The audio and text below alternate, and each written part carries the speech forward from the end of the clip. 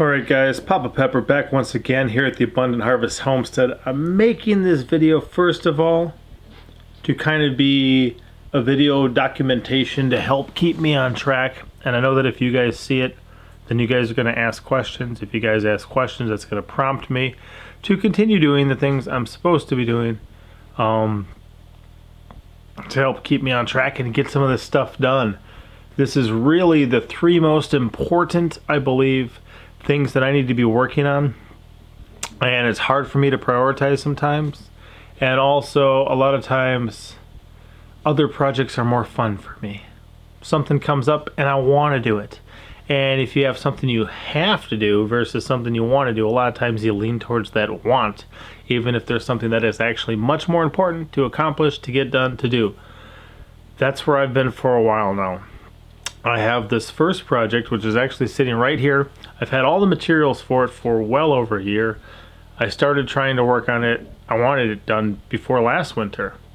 It's our wood stove install. But much like a lot of my life right now, everything is kind of out of my skill set. Everything is in this realm of the unknown. I understand the concept, but I don't really have the experience and therefore the confidence just to go, oh, well, we'll just knock this out. I know a lot of people who would. Know a lot of people who do. So I'll show you this one first. And this is going to be my main focus because number one, let's say there's a temporary power outage. In the situation I live in, I would not be able to heat my house. My family would be extremely cold. That's not good. So if I have a wood stove, that helps with that. Also, I don't make my own natural gas. I don't. We have our own trees. A lot of them are growing. A lot of them will continue to grow. Some of them have been cut down. Others will grow and take their place in a lot of cases. So I can make my own wood. And if I'm making my own wood, burning my own wood to heat my own house, then that's less money that I need to invest in heating my house through a different means. And that's just wise. So you have that fail safe that even in a power outage or something like that. And if you saw the last video, I mentioned that if I could, wind up in a situation, say it gets really cold in the winter, let's say there's a 2-week power outage. Back when I used to live in Wisconsin, that wouldn't work out well for me because we didn't really have a way to heat our house. We didn't really have a lot of food on hand. It would have kind of been checkmate, endgame, you lose. If I'm able to throw a log on the fire, kill a goat, and light a candle, life goes on. Like, I like the life goes on. But if I'm not able to throw a log on the fire because I don't have a wood stove, it's not going to work out. So here's a little bit of what it's looking at. Looks kind of like a shower right now. I'll show you. So if somebody was building a tile shower, they could start off very similar to what I have. There's a lot more that's going to go into here.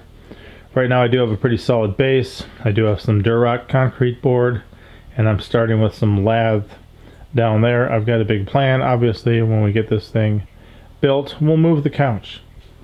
Okay, so I know that.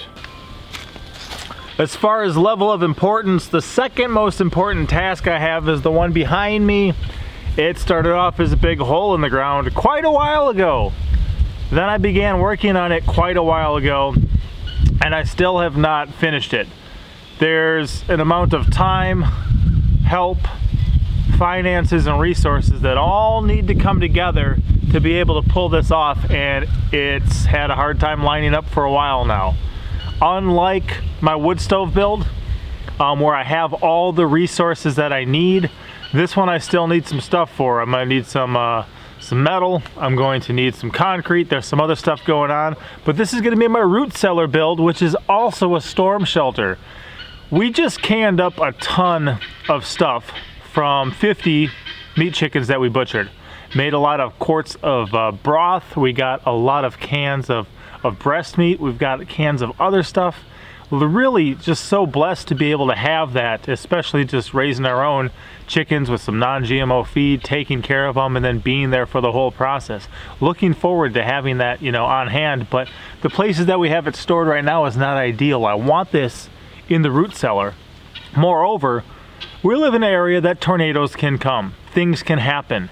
If something happens, there are places very nearby that we can go, but I would rather have something, 60 feet from the house than have to pack up everyone and tear off up the street or something like that. So this is number 2 for me. And the cool thing is, there's a possibility that even on Thanksgiving, I may be able to do the next step. I may have the equipment available to me to do the next step. If so, then I can move forward with the next step. There's a series of events that needs to happen, but they need to happen. And I need to put this higher on my priority list, and I have to let it stop sitting here. Thankfully, even with as long as it sat here, it's held up really well to the elements. I'll give you a quick look. So the insulated concrete forms have held up really well. The concrete has. I did start putting in some shelves and stuff just to get more of a look for this thing, and I didn't want to have to take it all and put it all in through a door if I could just put it in through a big open top. I will explain some stuff in an upcoming video because we've had some good questions about kind of the dual purpose of this. It's not an entirely large structure. It's like maybe 13 by 9 total. So once you get to the inside, it's more like 8 by, I forget the exact measurements, but not entirely large. But it's going to work well for us. And the next step will actually be digging a stairwell down here with maybe a mini excavator, maybe a backhoe attachment on a front end loader. I'll see how I get it done, but I'd rather not do it by hand. But this is project number 2 on my list of things I need to be focusing on. And then the third thing is out over here. Behind me I have a large gathering of free sources. Right behind the camera I have a very full shipping container. I need more storage space that's out of the elements. The shipping container is packed really full and it makes it very difficult. A lot of these things that I have are just sitting kind of in this almost organized, you know, kind of pile that just looks like a pile of trash. It really does. And to a lot of people it is. However, I know better than that, and I know that it can be put to good use. It's all stuff that I really can't make or grow myself. Therefore, when I can get my hands on it, especially for free, I like to be able to.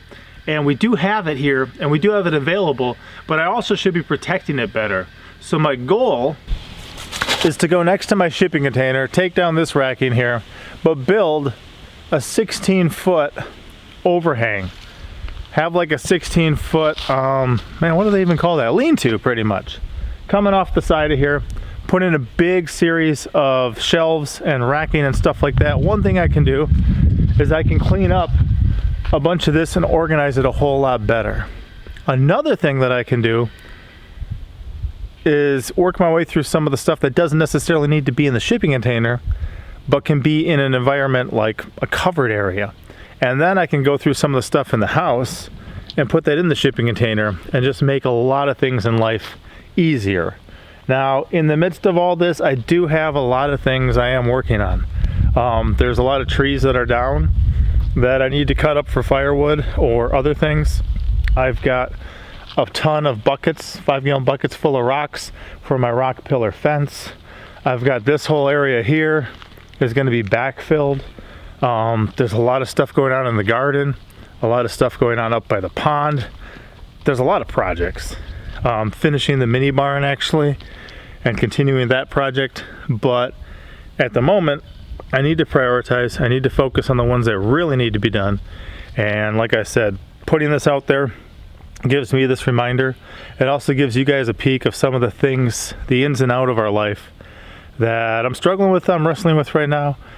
These things aren't all easy for me. A lot of it's new ground, but a lot of my life, especially over these past 5 years, has been learn some skills and apply them, because it's much better a lot of times than paying somebody else to do everything for you, especially if you're trying to live frugally.